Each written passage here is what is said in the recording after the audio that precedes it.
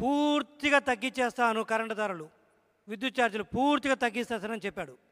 ఆ పెద్ద మనిషి 2019 మే 30వ తేదీన ప్రమాణ స్వీకారం రోజున పూర్తిగా విద్యుత్ ధరలు తగ్గిస్తానని చెప్పిన వ్యక్తి ఈ 5 సంవత్సరాల్లో దాదాపు 9 సార్లు విద్యుత్ ధరలు పెంచడం జరిగింది. 1 కాదు, 2 కాదు, 3 కాదు, 9 సార్లు. అదేవిధంగా టీడీపీ హయాంలో మేము ₹5.25కి ₹4.50కి PPA power purchase agreements enter అయి ఉంటే జగన్మోహన్ రెడ్డి గారు అసెంబ్లీలో మాట్లాడుతూ ఎవరైనా బుద్ధి ఉన్న వ్యక్తులు 25 సంవత్సరాలకి ₹5.25కో లేకపోతే ₹4.50కో పవర్ పర్చేజ్ అగ్రిమెంట్లు చేసుకుంటారా, మాకు బహిరంగ మార్కెట్లో ₹3కే ₹4కో దొరుకుతుంటే వీళ్ళు అదనంగా పెట్టి కొన్నారని చెప్పేసి అడ్డగోలుకు మాట్లాడడం జరిగింది ఆ రోజు. తర్వాత అది కట్ చేస్తే ఏమైందండి, ₹20 పెట్టి యూనిట్ కొన్నారు వీళ్ళు. 1 కాదు, ₹2 కాదు, ₹20 పెట్టి యూనిట్ కొన్నారు. చేతిలో ఉన్న పవర్ పర్చేజ్ అగ్రిమెంట్స్ క్యాన్సిల్ చేయడం దానికి, నీకు విద్యుత్ దొరక ₹20 యూనిట్ పెట్టి కొనటం దానికి. ఒకరోజు సజ్జల గారు ప్రెస్ మీట్ పెట్టి చెప్తారు, ₹20 పెట్టి కొన్నా కూడా మాకు దొరకట్లేదు అని చెప్తాడు.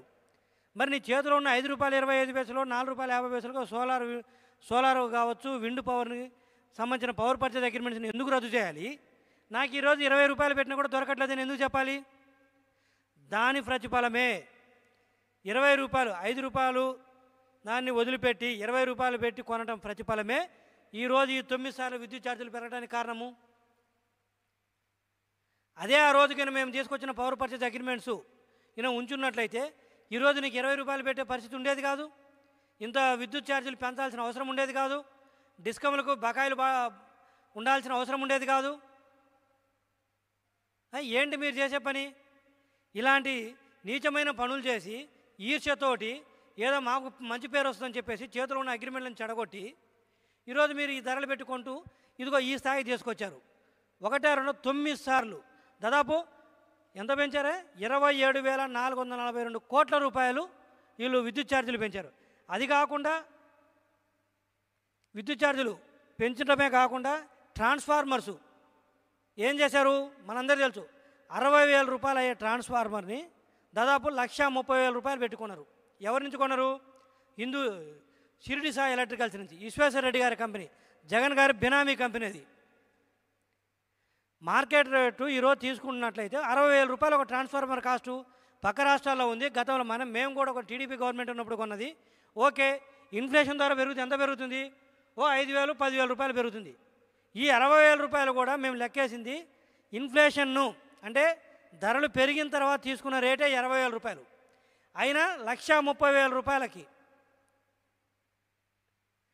అదే కాకుండా స్మార్ట్ మీటర్లని మీ అందరూ తెలుసు, రైతులకు పొలాల్లో మోటార్లకు మీటర్లను తీసుకొచ్చారు. అది తీసుకొచ్చిన ఉద్దేశం ఏంటి? కేంద్ర ప్రభుత్వం అదనంగా ఒక 0.5% FRBM ద్వారా అప్పులు ఇస్తుందని చెప్పేసి ఆ కండిషన్కు తలొగ్గి రైతుల మోటార్లకి మీటర్లు పెట్టడానికి రెడీ అయ్యాడు ఈ వ్యక్తి. అంటే అది నథింగ్ బట్ రైతులకు మెడకు ఉరేయటమే కదా. ఏం చెప్తారు? మీటర్లు పెట్టండి, మేము డబ్బులు మీ అకౌంట్లో వేస్తాము, మీరు కట్టండి అంటారు. అది అయ్యే పని ఏదైనా? చేసే ఉద్దేశం ఉంటే మీటర్లు దేనికి ఇదంతా? రేపు మీటర్లు ఆల్రెడీ శ్రీకాకుళంలో కొన్ని జిల్లాలో పెట్టడం జరిగింది పైలట్ ప్రాజెక్టులో. ఎలా ఉందో మనకు తెలుసు. రేపు ఈ ప్రభుత్వం వస్తే రైతులు కూడా ఆలోచించండి. మీ ఉచిత విద్యుత్తు ఎత్తేసి మీటర్లు పెట్టి మీకు ఉరితాడైపోతున్నాడు జగన్మోహన్ రెడ్డి గారు. అది రైతులు గమనించాలి. దీన్ని ఆసరాగా చేసుకొని మీటర్లు పెట్టడమే కాకుండా ఆ మీటరు ₹18,000 ఎన్ని రాష్ట్రాలు చూసినా కూడా చాలా రాష్ట్రాలు కూడా కొంటున్నారు. అంటే హౌస్ హోల్డ్స్ కూడా కొంటారు స్మార్ట్ మీటర్స్ని.